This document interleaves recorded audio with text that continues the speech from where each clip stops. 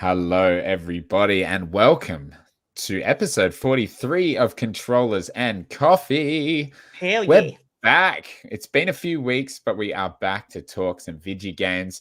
My name is Elliot Porter, and as always, I am joined by the illustrious, the wonderful Kat Jarrettson. What is up? Yo, Kat? yo. Oh, you know what? It's been a great couple of weeks. Despite us, not being able to record, I've still been getting my game on. It's been fab. What about yourself? I'm very good. I am on 2 weeks of leave, about to be in home quarantine with my partner, finally joining me in South Australia from New South Wales. She's halfway across the country right now. It's only been about 8 months. It's only been, almost 7. It's been a long time coming, so that's very exciting. So my house is stocked, full of food, full of alcohol, and I'm ready. Hell yeah. But before we do any of that quarantine business, it's time to talk some video games and say hello to our live viewers. The one and only Laz saying g'day, saying hidely ho, neighborinos. What's up, Laz? Welcome to the chat. Welcome indeed. to anybody listening or watching after the fact as well. It's a pleasure having you here. Today, we're going to be talking about Amazon's New World MMO, which Kat has been getting stuck into. I've been playing a lot of Flynn, Son of Crimson on Xbox Game Pass. I still have a complete addiction to Luminous, which I might, just talk about for a few minutes. It's a problem. And we're going to be answering a question from the one and only Laz himself. We'll be answering. And we're also probably going to talk about some crazy upcoming games because this month is starting to look pretty stacked. If you are watching the show, please drop some comments in the chat. Let us know what you want to know. Let us know what you're thinking about, what you're playing. We'll discuss it as well. But let's get stuck into New World. Kat, hell yeah. take us away. Tell us about this MMO from tech giant, delivery giant, just Amazon. Capitalist giant Amazon. Tell us about it. Look, as we have talked about before, do not care for MMOs. One of those genres that I just don't really even want to try. But something about New World, it drew me in. Mm-hmm. Something about the fact that there's not a million bajillion buttons on the screen drew me in. Yes. And also how nice it looks, because it looks really nice. So the game came out and I thought, you know what? I don't even know if I really want to play this game. I don't know. So I popped on a few streams, watched some people run around, smack some boys and chop some wood and shit. And I thought, yeah, you know what? It's only like $60, like 50 something dollars. Cheap. Oh, Australian. Cool. For us, yeah. 50 something dollars for us. I think it's 40 American. Like pretty good. I'll give it a go. So I bought it and then I spent all of my time in it. I have played it. Well, it's been out what day did it come out? Let's find out together. Let's see. New World release date. While you do that, I just want to say hello to Shred in the chat. Welcome to the show. As always, Shred. It's a pleasure to see your name there. Thanks for stopping in. Hope you enjoy the show. All right. So it released on the 28th of September. Yep. So okay. It's been 2 weeks. Yep. 2 weeks. Didn't get it day one. But I've played 75 hours of it. Holy fuck. Holy shit. Yes. Wow. I really dug in. It's really good. Like, that's mad. I love it, but I love it. I'm like, man, do I hate being at work. Wish I could be at home chopping wood for 4 hours. Like, wish I could be mining boulders online. Like, it's okay. So that is all of the time. right? Like I've still played like other games in between. Like I've been playing Apex and I've been playing Nice. Eastward, but just not as Yeah. much. So obviously, as the 75 hours that I've popped into New World, it Wow. is You just reckon is so that good. accurate? Like, you Yeah. reckon? Yeah, I think that is accurate. I don't think I've left it open at all. I've had 0 queues on my server, Nice. which is fantastic. Although almost the entire server, like a huge portion of the server is Syndicate. So you get to choose one of 3 factions. Yeah. I wish there was more people in the other factions so that the PvP aspect could be Mm. more, because most of the territories are owned by purple and green and yellow have like 1 each. I want more Yeah. of that because Are I want to you be able to purple? participate. Yeah, but Mm. not like when I joined, the server was still low population, Mhm. which is why I joined it. So it's all the people that have come from the medium to high that have just all gone into purple because purple was the first that had a territory sort of thing, which Yeah, is this is upsetting. this is what I heard on a podcast I was listening to, and they were saying like because it's kind of like a snowball effect where like the population, like there's a lot of control with purple, and then everybody just ends up joining the same thing because Yeah. they don't want to pay taxes and stuff like that. Yeah, I mean, you still pay tax, but not as Well, high. yeah. And it's just, I don't really want it to be a PvE server, Mhm. but I don't want to be on a really sweaty PvP server either, because like I've spent 75 hours in it, but my brother has spent 160 hours in it. And like Wow. he's on the sweaty server, and I don't want to do that. Like I can't play that That's much. that is hectic. Yeah. But it's so What's good. The yeah, hardest what's thing though, I think. Oh, no, what was your question? Sorry. no, what's bringing you into it so much? I don't know. It's just so peaceful. I Mhm. wish that my life was just fucking running around a tropical island, like picking bushes, smacking boars, dealing with the occasional dead pirate, and just living a good life. Here I am, slaving away in fucking buildings.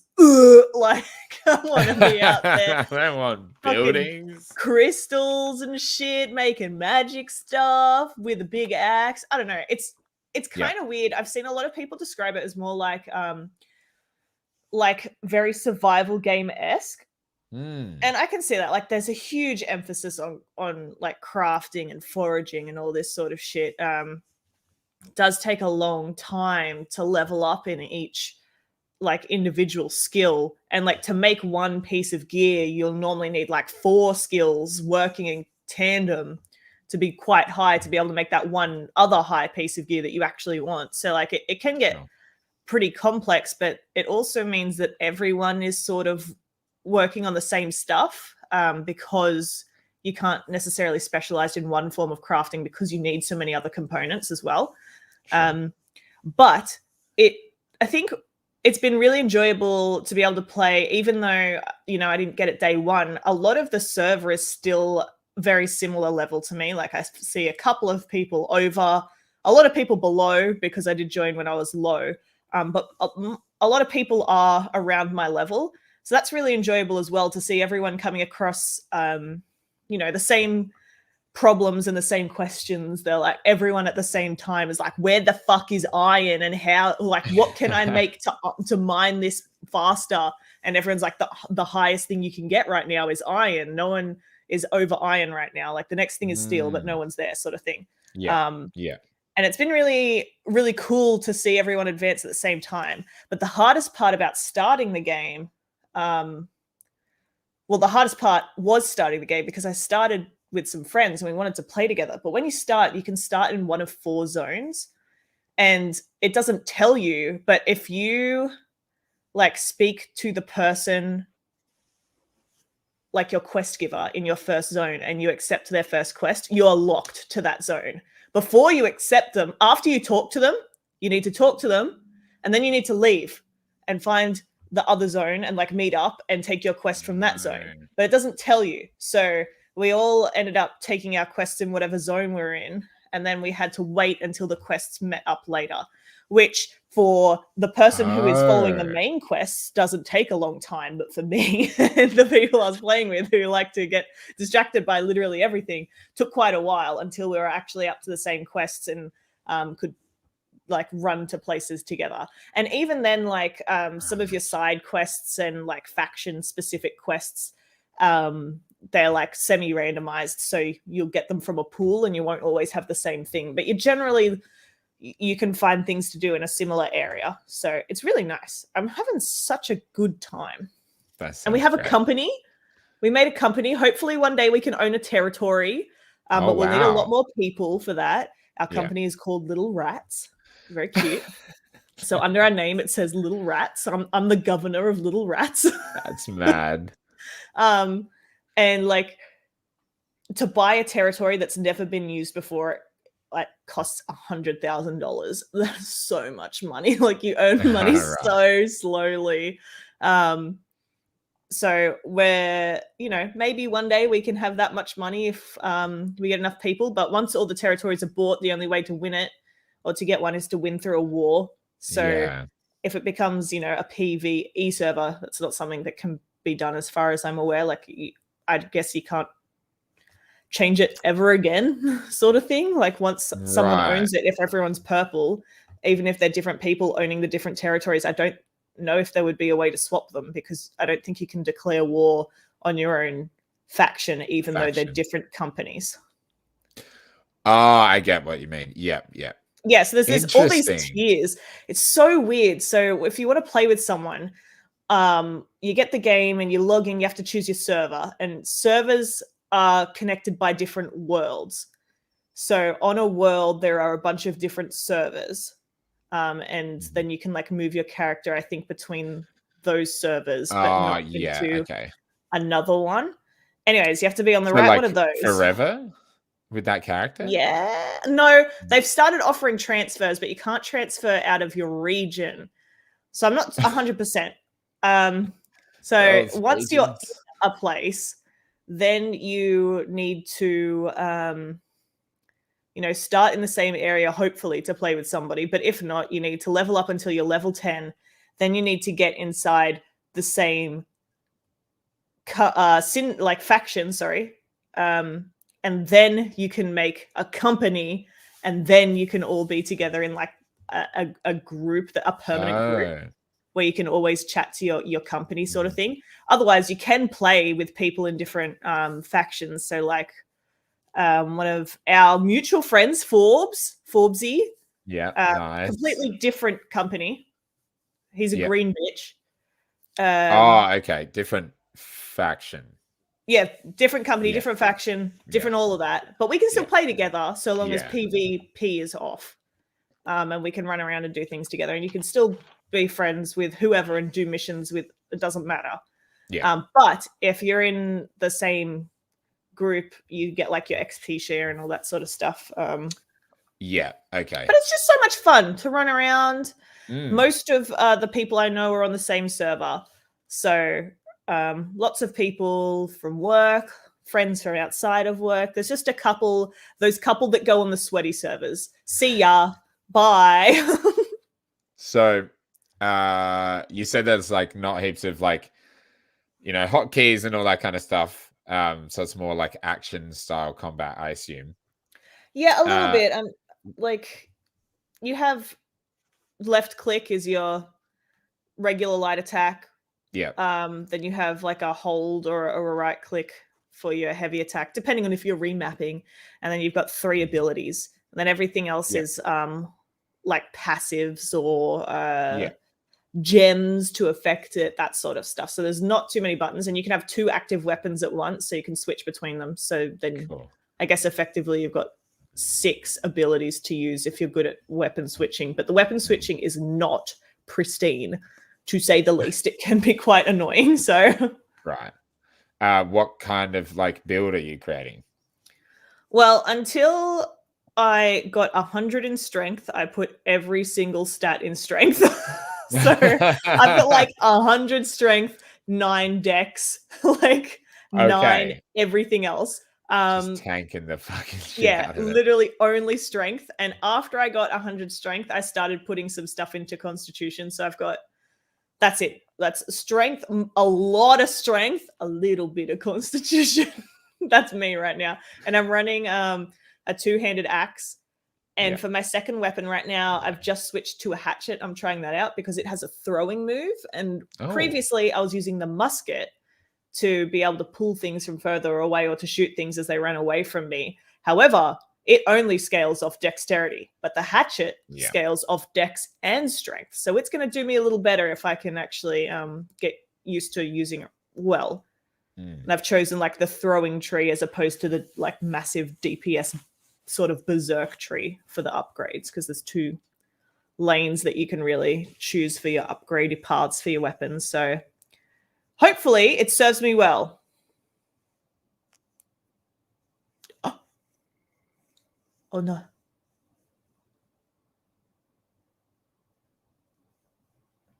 Oh no. What hath occurred? Oh, hello. Hello. There we go. I don't know if you go. could hear me through that, but I think it's my internet. It's gone to poo-poo. Sorry about that, sorry. everybody. It's not No, you. I didn't hear anything. 2 upgrade trees for each weapon. The end. Yeah, cool. Very nice. And is there like, it's an MMO, so probably not, but like, it's like a good story, like the main quest? Is it interesting? What's the whole premise of it? It's probably great, but to be honest, I haven't listened to a single thing. Cutting down trees and fucking. I'm just cutting down trees. Every time someone talks to me, I'm like, like, give me the quest. I listen to none of it. I mean, like the world, the environment's really cool, like the ancient buildings and like repositories. We found this, my friend and I found this like druid burrow type area the other day. Everything's made out of wood, and the people are, and the dogs as well. And when you kill a dog, you have to use your wood chopping skill to break the dog open and like get it, like skin it. But I don't have a high enough wood chopping skill to do it. Like everything's really cool. Makes me think, man, I wonder why this is here. It's probably not a mystery. I could have read about it when the guy gave me the quest, but I didn't. Didn't want to read it. And there's notes scattered all over the world. But the problem is when you pick up a note, there's normally an enemy right next to you, and their respawn rates are pretty quick. So if I tried to read that note, I'd probably get hit. So I just pick it up and leave, and then I never open my journal again. So I don't know much of what's going on at all, but it looks cool. There's corruption. It's a nice There's riches on this island. Okay. I know that in one of the places, there's a lady who is creating like a mass force to take over the island.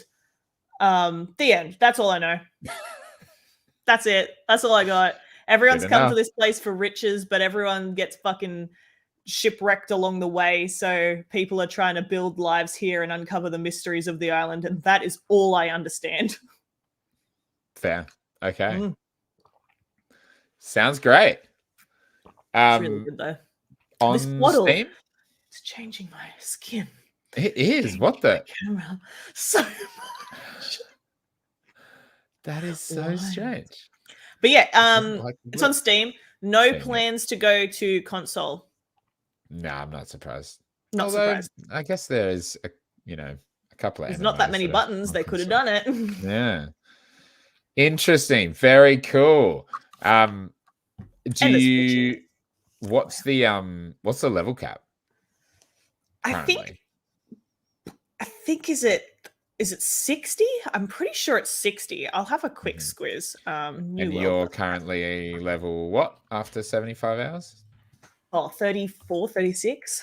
Okay. Yeah. Like look, I definitely like one of our friends at work, they started playing yesterday. They played for 1 day/night and they got up to level 13. So you can level really quickly, especially if you stick to like main quests and stuff. But if you're running around chopping wood and shit and just having a silly old time walking around, yeah, like you'll get XP, but nowhere near as quickly as when you're like actually just popping out those quests. Yeah. But I get distracted by everything. I'm like, a rock? Oh my God. Like, can I smack that? Like, whoa. Yeah, 60 is the level cap. Oh, you know what else is really exciting? Like, I've played this for 75 hours. There are so many places on the map, so many territories I haven't been able to go into yet because they're like way higher level than me, which is exciting because there's all these zones that I haven't even been able to have a look at yet. But what else is exciting is that at the top of the map where they outline the zone, instead of having water at the edges, there's more land. So you can see where they're going to expand the map in the future. Yeah. And you can see the edge and see sort of what the biome's going to be like. And I'm like, that's exciting. You know, the little tease of it. Let me in there. Let me in. I've not been able to walk that high, though, because it's too high level. But let me in. Very cool. Is it like one, like the map? Is it like one big open area, like open world, or okay? Yeah, absolutely. That's just cool. One big massive blob. The territories just literally just lines on a map. There's nothing that stops you from crossing into them. But the enemies in there are leveled accordingly. Like it warns you on the map. It's like this is a this to this level area sort of thing. Yeah. Like a 25 to 35 level area or whatever. And it is exactly what it says it is. But like enemies at your level can absolutely destroy you. So you know, they tell you when you level up high enough, they say, hey, you might want to explore Cutlass Keys next, sort of thing. So I'm just moving into Weaver's Fen now, but it's still a bit too high level for me. But I want to go there. I want to go there. Yeah, they're all really cool. There's and in one place, I think, I don't know where it is, but there's like some Japanese inspired like buildings there. So that'll be cool when I get there. I walked by accident once and found a boar that was like level bajillion that murdered me in one hit. So I had to leave. Very rough. I'm going to assume you're playing it on stream. I haven't played any of it on stream. Oh, wow. You really are putting in the hours. Fuck. I just played it. I just had the grandest time. Like, I've considered playing it on stream. The problem is I play with a lot of people from work. So a lot of the chat is work chat, which is not exciting. Sure. Not fun. So I have considered it, but if I do, it'll have to be with a curated few sort of thing. So we'll see. We'll see if it's something I do. It might just be my me game, my non-stream game. That's nice. Very nice. Very cool. Fantastic, Kat. Thank you. Oh, you're so welcome. Interrupt our broadcast to say to our viewers and audio listeners, help us make this show better. If you want us to make changes to the show, if you think we could do new sections or new segments or talk about certain things, please, we would love your feedback. Send us an email to controllersandcoffee@gmail.com with your suggestions on how to improve the show. We always want to make it better for you, the viewers, the listeners, the special people that make the show exist. So please send us an email and we will absolutely take that feedback on board. In fact, you know what? I'm getting a call. We might even answer a question from one of our lovely viewers. Oh, hell if that's okay with you, Kat. Yes. I'm getting a phone call. This is very terrible timing. But Laz, the one and only Laz, who is in the chat right now, he sent us an email with a really good question. I'm just going to send an email, a text message. So I'm sorry. This is my partner is halfway across the country, and I'm going to send her a text because she's trying to ring me. This is fine. You sent me the question. Let me just find it. I did. If you want to run through it, that would be I'll go through it. We were sent a wonderful question by the one and only Laz. Something that I think we've probably touched on before, and probably a lot of other people have touched on before, but it's good to condense the conversation down to something a bit smaller because there's, you know, a lot of other facets and angles that you can have a look at with this question. But the question is, should an indie game that costs $10 be compared on the same metrics as a fully priced AAA game? Which for us is $90+. Yeah. 10 versus 90. We've got an $80 difference in there. Quite a big one. That is a really great question. I'm just going to put it up there so people who are watching know what we're talking about.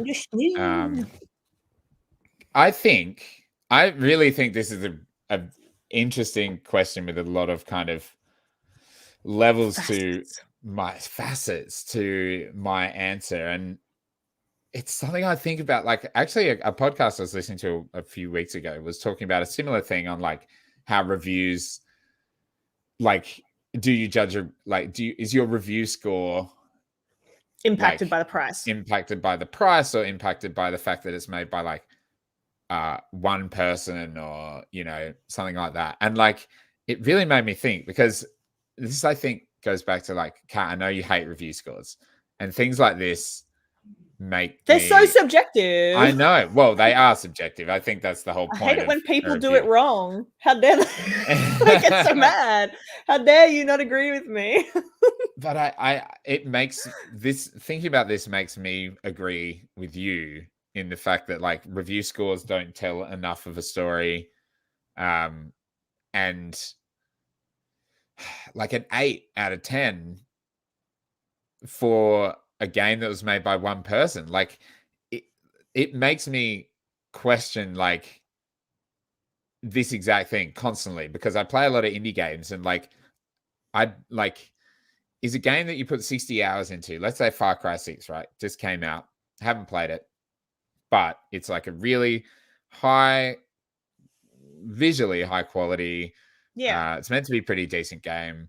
It's got a lot of content. Is the fact that it is all those things comparable to, like, let's say Katana Zero, a game I personally think is a 10 out of 10. Amazing. Like, fantastic game. Do I only think that's a 10 out of 10 because it's made by one dude and because it's like really enjoyable and like great story and great combat? Or do I think it's a 10 out of 10 because it's like this microcosm of like what a nearly fantastic perfect game should be? Yeah. And I guess, yeah, it is really hard. I'd love to know your thoughts on this. Well, this is why I much prefer like a write-up or a video, like exposition, as opposed to a number.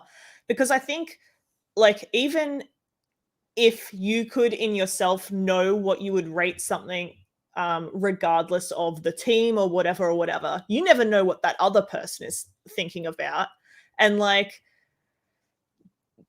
giving grace for some bugginess or mistakes like can impact the score, or they might be like, oh, the soundtrack doesn't really gel, but it's one person and they don't, then like not a specialty in sound, so they adjust the score. Or like for a AAA game, like sometimes the games are just, Fetch Quest City, garbage story, but it looks beautiful and it plays incredibly smoothly, and it was made by a AAA team, and the score is way higher than I would put it, sort of thing. So I feel like I'd respect personally review scores more if it was broken down into separate components, visual style, not necessarily how photorealistic it is, but like stylization, what's the music like, gameplay, story, like fidelity,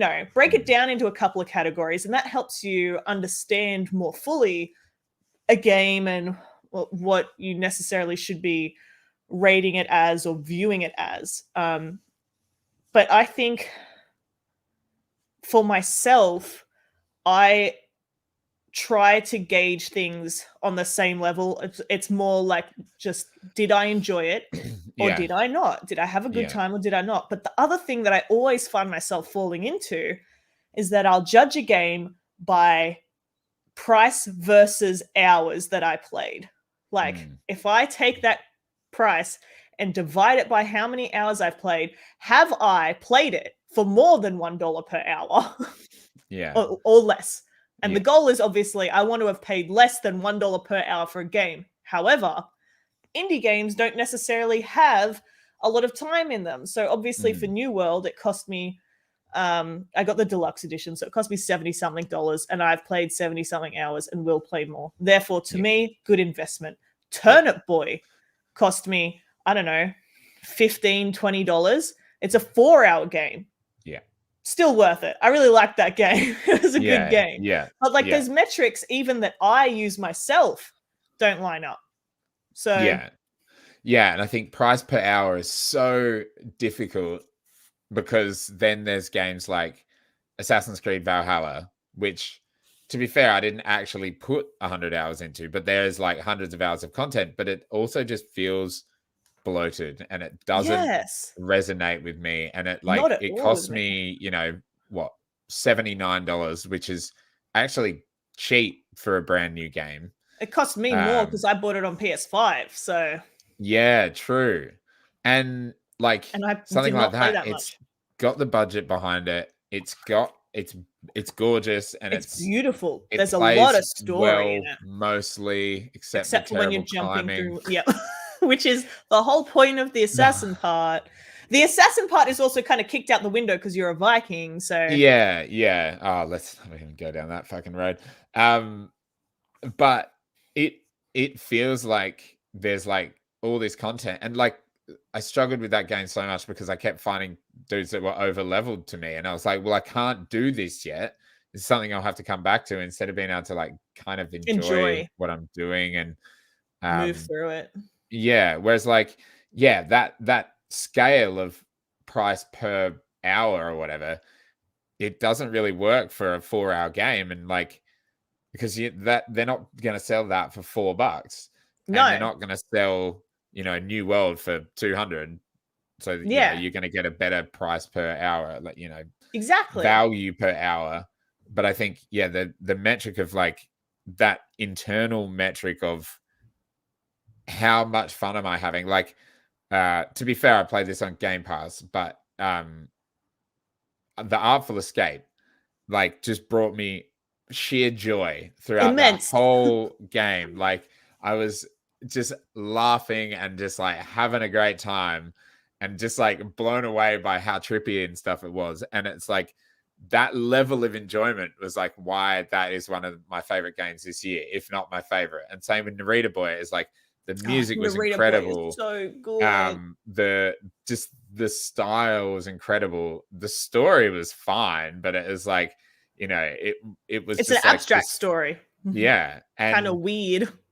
It was, you know, how long was Narita Boy? 10 hours or something like that. 12, yeah, I was going to say, yeah.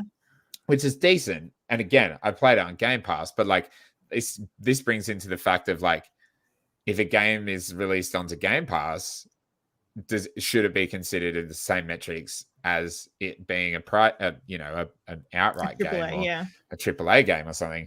And it's just such a like, I think ACG, if you've ever watched his reviews, he does like his metric instead of, you know, 1 to 10 or whatever is like buy, wait for sale, rent, or never touch. Yeah. And rent on PC is like wait for a deep sale. And like that, I think, is a really good way to consider, like, should you buy this at full price?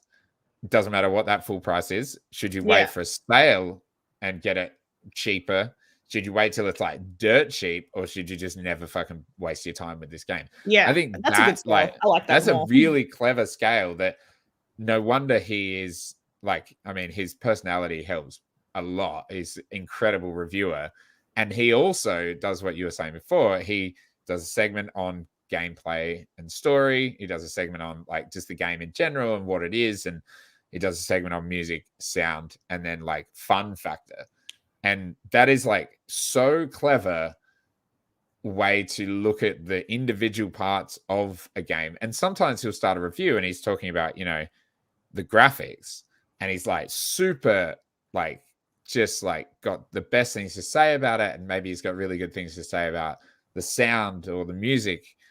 Yeah, the technical aspects of the game. Yeah. And then he gets to the fun factor. He's like, this is shit. Like, this is not fun.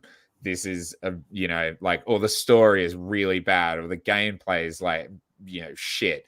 And, you know, he's kind of looking at them separately from each other. And it really does allow someone who's watching those reviews not as, confirmation bias, which I think a lot of us are guilty of. I know I am guilty of watching a review of a game I'm already sold on, and I want confirmation bias that other people I do agree that with all what the I time.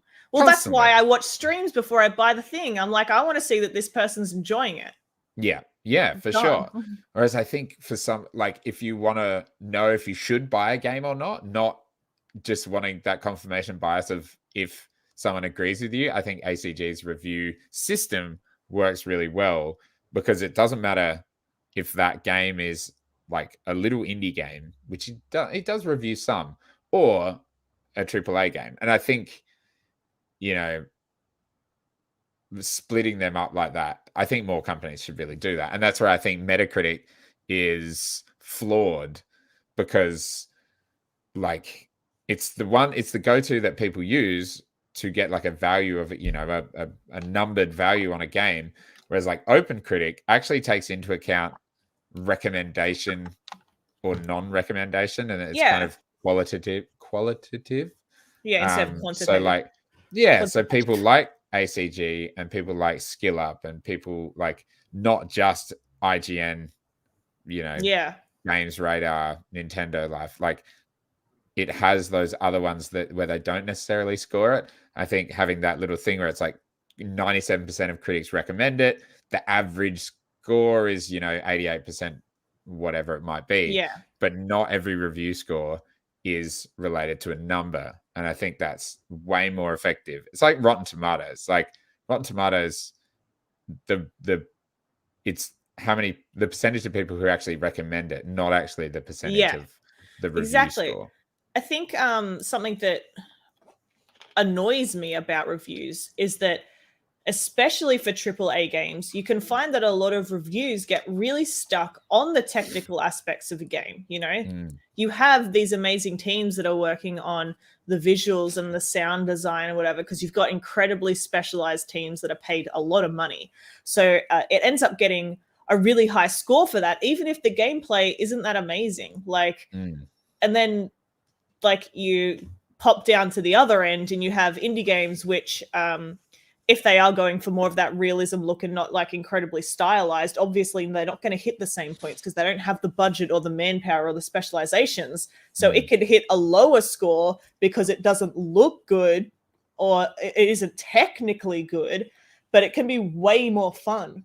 And I think like that's such a, for me, the main thing that really annoys me with reviews. I really want the breakdown because it just helps you as well choose what part of the game is important to you and whether or not you think you would enjoy it from that, as opposed to like, I hate picking up games that I thought would be good and realizing it just looks really good, but it doesn't play really good. Like, what a shocker. And so I think that indie games and AAA games should be considered on the same metric, but I think that metric should be different. Like,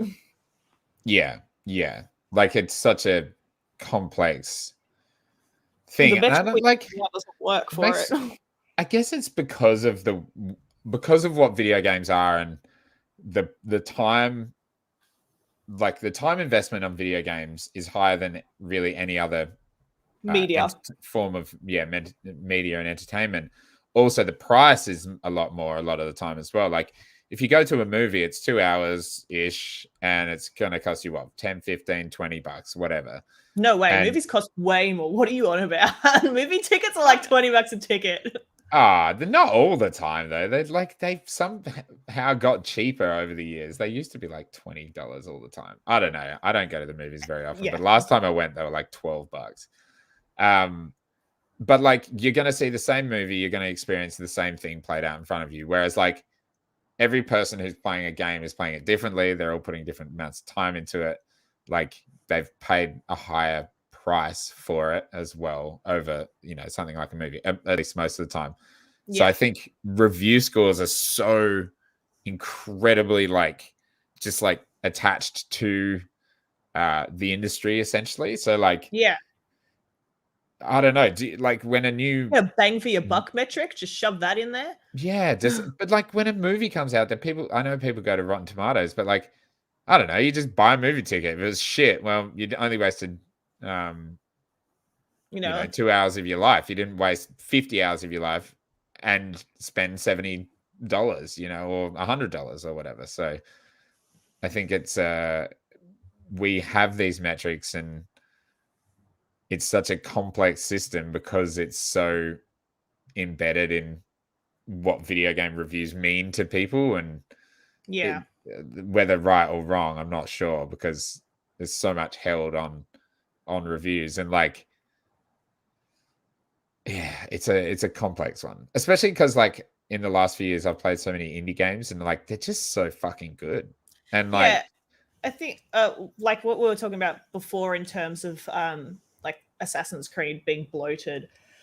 The really good thing about indies, even though they're shorter experiences and you might not get that money versus time value out of them, is that they so often deliver incredibly complete experiences, very rounded. Everything there is serving like the singular purpose.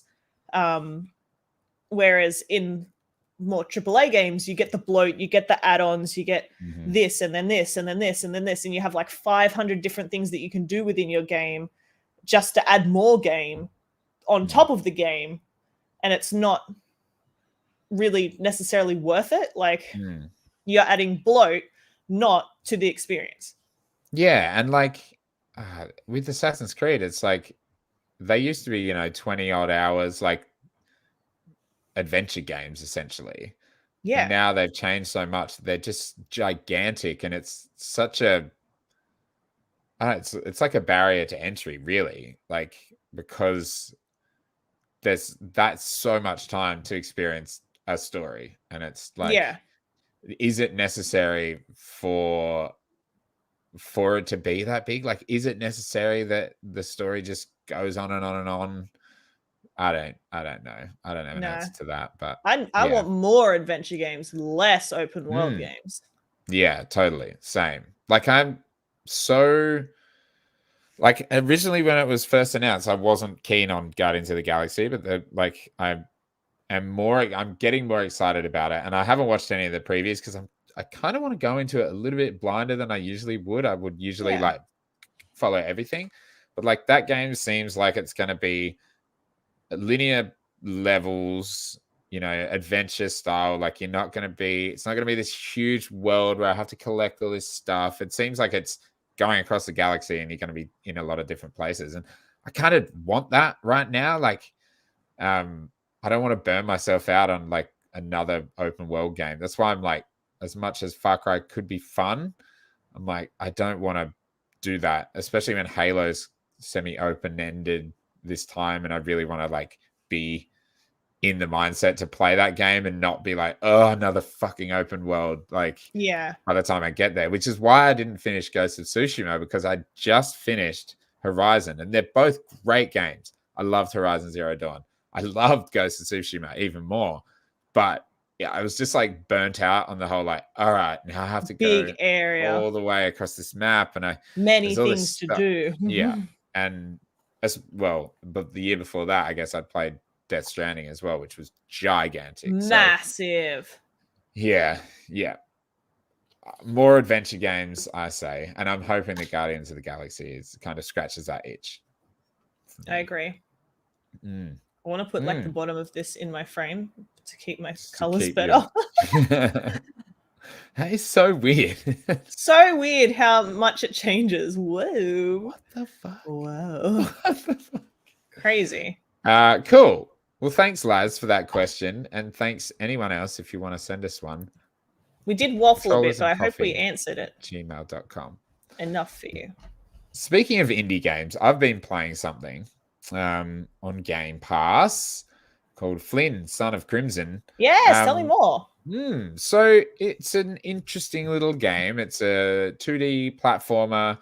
It's got a lot of like, it's definitely a throwback. Like, that's so funny. Can you make it just sit there? That's fine. That's perfect. That's amazing. So 2D pixel platformer. It's got a lot of vibes of like Donkey Kong Country, which is nice. Cool. Well, a game that you love. A game that I love, although it's quite different in the fact that it has combat in it. So it's not just like it's not just a platformer where you're bouncing on top of enemies to kill them. You've got a sword, and You got to try. a try. You got to try. Like you got to put effort in instead of just jumping Oh, on the head. I gotta try. I was like, what's a try? Yeah, you do have to try. And I'll get to that bit. You've got a sword. So you're a little man and you go out into the world with your crimson sword that you pick up from some, like, I don't know, some Lad. what's the word? Like some monument thing. Oh, yeah. Anyway, there's like this weird history of this world where I think by the sounds of it, there was like a big war, and you're somehow related to the people who kind of banished the evil off the planet or off the, out of the world. And so you go off on your little adventure, and it's like level based, and there's like an overworld where you go from level to level to level, and it changes the biomes as you go around, and Nice. very much like old school Donkey Kong or old school Mario style, which is great. And yeah, you got your red sword, and then you get an axe later on, and you get some like claws later on, which are like really fast, and you can do combos and stuff. Love a fist-based weapon. Same. It's my favorite by far. It's like super, super quick, and you can just like throw your enemies up in the air and just like smash them in the air. Hell yeah. Pretty cool. Really like bombastic, catchy music, and the platforming is good, but can be a bit frustrating. So it's like, as with all platforming for me. Yeah, I think that's my problem as well. You can do the old roll jump, where you like do a quick roll and that allows you to jump further. But I just find myself jumping off cliffs all the time. And then there was this bit towards the end, towards you're getting to the last world, and you learn how to like climb up walls, like jump up walls. Yeah. And like most games, you like push to the side and then jump and then tap and then push jump. The other side, yeah. And I was like, why do I keep falling down? I was getting really frustrated. And then I realized you just double tap jump and it jumps side by side. You don't actually have to use the D-pad. Oh, you don't need the direction. So angry. I was just like, oh my God. Anyway, that's cool. So there's like, a bunch of worlds and then a boss, and the boss fights are pretty fun. There was one that was like, okay, a couple of the boss fights are pretty fun.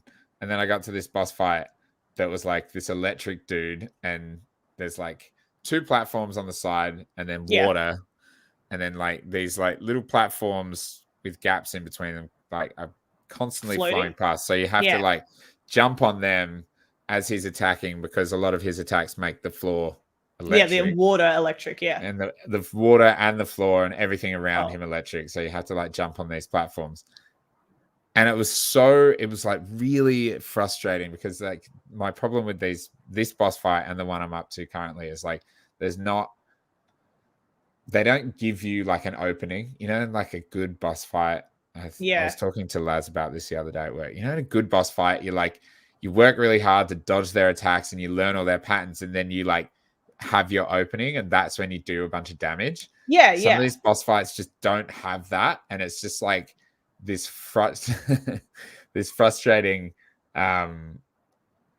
situation where you're just like, it's a war of attrition, and you just got to dodge and dodge, and then slowly, 2 hits in, and then dodge and dodge and dodge and get another 2 hits. Like Dark Souls.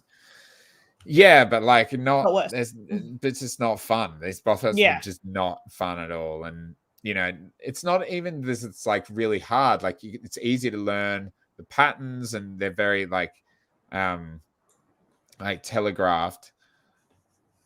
Difficult at first when you're learning it, but once you learn it, it's just annoying that you're not doing enough damage to kind of like, get through it. Especially when you learn this thing called Crimson Control, where like you build up, a special bar, and then you hit both the triggers, and you can do heaps of attacks, heaps fast. But you can't get it off. But like, he's still making the floor electric while that's happened. It's not like staggered the boss or anything like that. And it's like, just kind of makes it frustrating.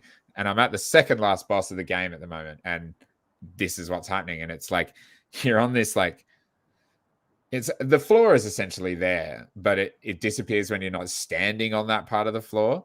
So but it's like, so you don't really know where it ends the whole time. So I keep like falling off the edges, and you're like floating in the air, and there's just like this boss has got heaps of health, and it is just frustrating.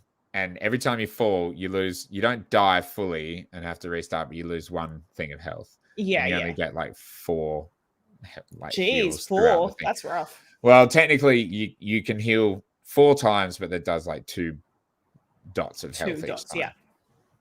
But it's like a really frustrating bit I'm stuck at, and I'll probably try and finish it again, like get through it again, because I'm like right at the end, and some of the game has been really great, and challenging, but it's just like these boss fights are just driving me up the wall because they're really well presented and they seem good on the surface, but they're just like a Yeah. bit annoying. Yeah. There's some cool mechanics in it though. Like, so you have your weapon obviously, and then you can dodge roll, which is cool. So like, you know, an enemy will come to you and they'll kind of telegraph their attack, and you can roll through them or away from them. You've also got magic, and you can use like your crimson magic, which just does damage, and then you can use fire, fire, ice, or electricity, which is cool as well. And you can use that in the platforming too. So like there'll be like water blocks, and you freeze them, and then they're ice, and you can use them to traverse To get up, yeah. Yeah, which is clever. Nice. How long is it, do you reckon? Well, I've played for 10 hours, maybe. Yeah, not bad. And I'm towards the end, maybe 12 hours. Yeah, you got 6 more hours on this boss. Yeah, fucking hell. And then there is like these sections which can be frustrating when you're like really making progress, but it's kind of clever. You finish the level, and then it'll be like the Scourge has like invaded a level, and you have to go to that level, and it's the same level, but it's all like purple and green. Yeah. And there's different enemies there, and you have to just traverse the level to get to the end of it to like get rid of the Scourge. Nice. Yeah, it's quite clever, and it's, you know, it's an interesting little story. It's fine. It's just like, you know, you're navigating this area and you're climbing this mountain essentially to get to the top and kill the big bad boss and stop the apocalypse. But it's cool. I'm frustrated as hell with it at the moment, but it is a pretty nice game. If you like platforming, I think people would like it. I haven't watched any reviews or anything on it though. Yeah. Laz asks, are the controls tight enough for that level of gameplay and precision? Yeah, I think they are, but I don't know. The roll is a bit fiddly because in Donkey Kong, the roll button is what would be like the square or the X button on a PlayStation or Xbox controller, whereas the roll in this is the B or circle button. Yeah. And it feels like it's in the wrong spot. It's kind of annoying to hit that first before A to jump. Like, I know what you mean. It's not as easy to do that, and you can't reconfigure the controller. But then the attack, as we heard, the wall jump is yuck. Yeah, but once you get it, it's fine. But it's like, oh my god, I was just like, all I want to do is get to the final fucking world. So the controls are good, and like you have that control in the air, which is, you know, like you can be precise to where you land. You know, if there's like a gap, you can kind of, you know where you're going to land, and you can kind of maneuver yourself in the air, which is good. And you can also you can roll and jump, but then you can also jump and then roll to get like further without jumping higher, which is quite clever. Oh, cool. Yeah, I just like, I have my qualms with some of it. There is this cool bit though where you like go into this weird forest area, and like it's like almost a puzzle, and you go into like one room, and if you don't choose the right way to go, it takes you back to the start. And it was pretty clever. It took me a couple of goes to get, and I was like, that's cool, I like that. And there are some cool underwater levels. One of them is like straight up ripped from Donkey Kong Country 2, I think, or maybe it's 3, where you have like a fish with you that creates light for you. I think it's 2. But it blows bubbles for you, so you can like stay alive under the water. So It's Aw, got some cute little mechanics. It's also got a really big dog that you can occasionally ride. And the whole Clifford. idea of the game is you're like saving your dog's life, which is really sweet, and bringing him back to Aw. full power because he's like the spirit guardian of the forest or some shit. So I'm hoping the final boss is me just like ripping him to shreds with the dog, but I don't think it will be. No way. That's got to come afterwards in like a cutscene, a little Just be the animated scene of you and the dog just like ripping it to shreds. ripping its face off and just Yeah. blood everywhere. Here you go, puppy. That's your din. You waited all this time. Good boy. Yeah. So that's Flynn, son of Crimson. Nice. It's decent. Very nice. Very nice. That's really all I've been playing, except Luminous. I'm like so fucking hooked on this game. Yeah. And it's like, it's so addictive. I think I've put in, let me find out. Let's find out. Let's find out together. This is like embarrassing. Because what's cool about it is I can just like pick it up and have a round, and it takes like half an hour. And then you're done.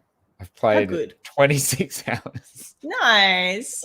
I still haven't like got to level 100 though. So if anyone is watching or listening, please tell me tips on He needs help. Luminous. I'm getting pretty good at it, and then it gets to this really fast one, and I'm like, oh my god, and everything goes to hell. So yeah. Oh well. That's It is what it is. That is me. It is what it is. Kat, anything else you want to talk about? You want to talk about Clid the Snail? Clid the Snail. I want to have, look, you consider whether we want to talk about Clid the Snail. I want to tell you about a little thing that happened to me in a video game I've been playing. Please, let's. Eastward. I've been playing it. And I've been enjoying it. I just wanted to talk a little bit about bloat in a game. Like, this is a little indie game. But you know how when I talked to you about it last time, I said there's a game, Earthborn, inside the game. Yes. And everyone wants to play Earthborn and gets different characters. You get your little spinny thing where you earn more characters and shit for it, and you play it. And I'm in this village, and there's the Earthborn machine. I'm like, you know what? Like, I haven't played this since the introductory thing. I'll give it a go. Like, I'll play that. Whatever. It's a part of the game. I should give it a go. Bought myself some new characters things with the tokens, played the game. 40 fucking minutes of absolute just shit. Like, I did not enjoy that. I was having the worst time. It's like a really, really, really old Final Fantasy, like from 1 to 3. One of those types where you're like that little sprite on a world walking around. There's 7 days before the world is overtaken. You've got to get to 4 castles and like get 4 more characters to help power up your team before the 7 days are over. And it just, like the time moves. Earthbound? Is it like I guess so. Yeah. I not played that game though, so right, how am I to know? But the time moves so quickly and yet so slowly. And it was just like, there was no way that I was going to get to all 4 castles and get all 4 people. Not that you have to do anything apart from fight the monsters on the way. And like, it just shit, just completely different from the whole rest of the game. Nothing like it, just absolute garbage. 40 minutes of my time wasted. I'm not playing that part of the game again unless it makes me. What a waste of my life. Like, and then you get up to the final boss and he just confuses everyone, which means you can't move, and does like 30 to 50 damage per hit. And my strongest character had like 150 health. So like, it was just a colossal 40-minute waste of time that honestly did not need to be in there. If they wanted to put a game inside a game, don't make it 40 minutes long. Like, what the hell? 40 minutes. That's garbage. No. But the rest of the game, fantastic. Yeah. Did you play much more of that? I played chapter 2. I'm up to chapter 3. I was having such a good time playing that game. Not the game inside the game. The game, it was so lovely. I was at this village. Everything was good. It was nice. And then everything went bad. It was so horrid. Oh, such bad stuff happened. And then as you're fucking reminiscing on all this bad shit that's happening, fucking, oh, let's just play some music. Let's have some fun. Like, I'm like, are you kidding? After that, like, I don't know what I just witnessed. I don't know what I'm supposed to be taking from this. And now we're just vibing on a train. Like, what? Going to, oh, here's a new city. Forget about that previous one. We're at a new place now. There's ghosts here because a child crawled up into a fan and the fan turned on and chopped the child to death. Like, but it's cool. Here's some happy music. Like, it's so weird, but it's still really good. Fucking crazy. It's so good apart from the game inside the game. That's not good. Yeah, fair. Don't touch that. But the actual game is good. It's real good. Oh my god, that's hilarious.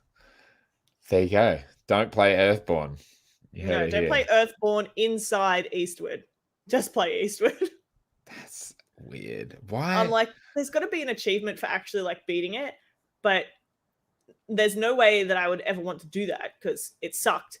But also, it doesn't seem to have any like actual importance to the story thus far. We'll see if like I actually need to do anything with it for the game, but it's just seems like a lore piece that everyone plays this same game, Earthborn, for no reason. Like, you could just not have it there as far as I'm concerned right now. There's no point in it. It's so strange. Oh, well. Very good strange. game other than that. Good. Yeah. Sick. Oh, there's a few games I guess I'm about to have 2 weeks off and I'm like so excited to spend some time finishing some games or starting some games. There's like so many games I want to play. Apparently Life is Strange True Colors is like really good and I'm considering playing that and finishing that. Tash and I are going to finally finish Tell Me Why, which we've only got one episode left, so that'll take like 3 hours. That's nice. Laz, you'll be very happy to know that I am going to put some more time into Psychonauts 1 because I'm desperate to play Psychonauts 2, but I'm like, Laz reckons probably 40% into the game. So I'm like, oh, there's no point giving up now. And it's a good game. It's just like, I don't know, it's a bit old. But that's how I feel about video games. When they're a bit old. That's a good game, but it's a bit old. Yeah. Even though like I'm having a good time and I don't know. And then on the 26th we got Guardians. And I'm really hoping that's good. I'm really hoping that's good. I would love to have a good time with that game. Oh, by the way, Scarlet Nexus is on Game Pass, by the way. I saw. So if you want to play that, you should. It's really Game good. Pass just what is with this service? Always just popping off new things at every fucking point of the day. Every day when I turn on my computer, because Microsoft loves itself, it opens up. And I always see all the new games. Oh, you know what? Avengers is on there. It is. Hey, has that got crossplay? We could play that together. I don't know if I'm gonna even try to do that, but I kind of want to play the story just to see how it goes. But it's in a way I am interested to see how and why it's so bad. But man, apparently it gave like the game like a real boost, which makes sense, you know, like if you've heard the game shit, not many people are going to buy it, but they might try it for free. But apparently it's got like a massive boost in players, despite having, you know, still a lot of problems. But interesting. Yeah, here we go. Yeah. Sorry, it took me a while to find this fact. Marvel Avengers is in the top 10 most popular games on Game Pass and has risen into the top 15 most played games on Xbox overall in the US since it's been added to Game Pass in 1 week. What? Like, wow. That's crazy. That's got to be a good fucking sign for how many people have Game Pass now. Right? Like, did you see that's that insane. interview? Phil Spencer was talking to, I can't remember who it was, some executive on a podcast or some shit. Classic execs. And they said that, like, not Phil, but the other guy said that Game Pass had 30 million subscribers. And I think Phil Spencer was like, don't say that kind of thing. Like, because they haven't like actually released that information. And it's fucking all over the internet. And it's like, well, 30 million subs is getting up there. I think it was That's 23 million in March. So yeah, yeah, that's so much. But man, like, I don't think that game will really ever do a great amount, but it's interesting to see how many people just jumped onto it. Like people had, you can tell that the people had hope, but that the reception kept them away. So when it became, free on Game Pass, clearly a lot of people gave it a go. But yeah, I also heard, as the one and only Laz mentioned, that they added new microtransactions like immediately. Oh Like, God, what? Here they come. Really? There's people? Quick! Release all the microtransactions. Do you know what they were? No, I can have a look. Let's see. It's got to be like it. I think Game Pass is going to see another boost, like when Halo. Oh yes, I do remember what it is. Paid XP boosts. Hilarious. Oh, I did hear about that actually. Jesus Christ, I forgot about that. We didn't talk about this on the podcast the other week, even though it was in the title and we completely forgot. But like, it's interesting that Crystal Dynamics, who are owned by Square Enix, who made Avengers, are partnering with the Initiative to make Perfect Dark. Yes. The week before they announced that Avengers is coming to Game Pass, it's like something's going on with these Square Enix and Microsoft like partnering with the Western side of Square Enix, and like Square Enix are then like partnered on the Eastern side with like Forspoken and Final Fantasy 16 all coming exclusively to PlayStation, and like they're really dipping their toes all over the place. Square Enix. Many pies. many pies. And hey, I just hope that Crystal Dynamics do a good job on Perfect Dark, helping out with Perfect Dark. But was that also that? We shall see. What's that other Final Fantasy called? Stranger of Paradise. Stranger of Paradise. I'm here to kill chaos. Yeah, it got another trailer and another demo. Yeah, I was getting ads for it on YouTube. Yeah, you know what's really funny? The new trailer, like, nary a mention of chaos. They're like, we messed it up. I watched that video again the other day and I was just like losing my shit. Hilarious. Too funny. Yes. I don't know when that comes out, but holy shit, we're going to be set for a lot of games. Hopefully in this next 2 weeks, I can tick some off my backlog. Tash probably won't watch this before she gets here. I got her Biomutant as a gift for when she arrives. Hey, very nice. I might play that at some point as well. It's just like lots of games that I've skipped over this year and pretty much just played indie games all year. So want to get some AAA stuff done, but it's not that much really. No, there's not been too much. Look, I'm really missing out on. Yeah, I'm really excited for what's coming. Like, I think we've got a lot of interesting things on the way, but there hasn't been a deluge of content this year. No, definitely not. Next year is like fucking loaded. Like January. Yeah. Oh my god. What the fuck is happening? I mean, forget everything else except Elden Ring. Yeah, but there's a lot going on.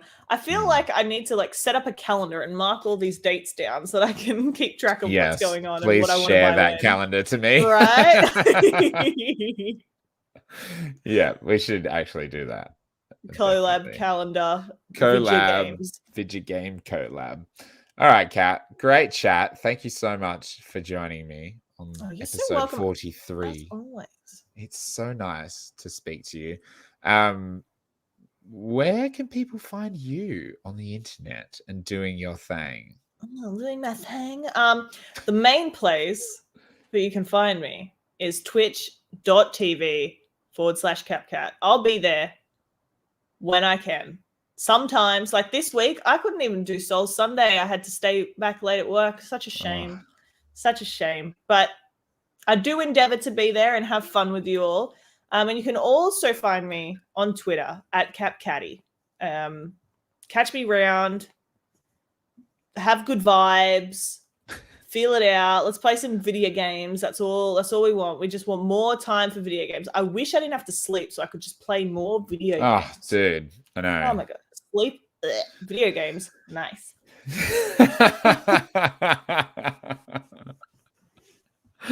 That's the best. That's the number one fucking motto ever.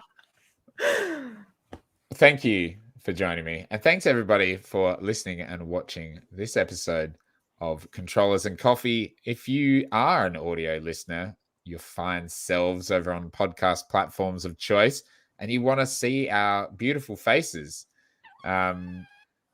especially that one, head over to youtube.com/directgaming and check it out there. And hey, I just want to say a big hello to all of our new subscribers on the channel as well. Appreciate every single one of you.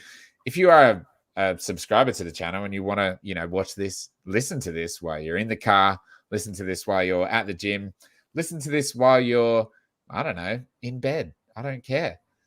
Go over to your favorite podcast platforms. Go to anchor.fm/controllersandcoffee and check it out in audio form. Thanks so much. Thanks everybody in the chat. Lovely to see your beautiful name in the comments there, Laz and Shred and everybody else who's watching. Appreciate you. Speak to you in a week's time. Enjoy video games. Enjoy life. And thanks for coming around. Bye-bye, everybody. Bye-bye.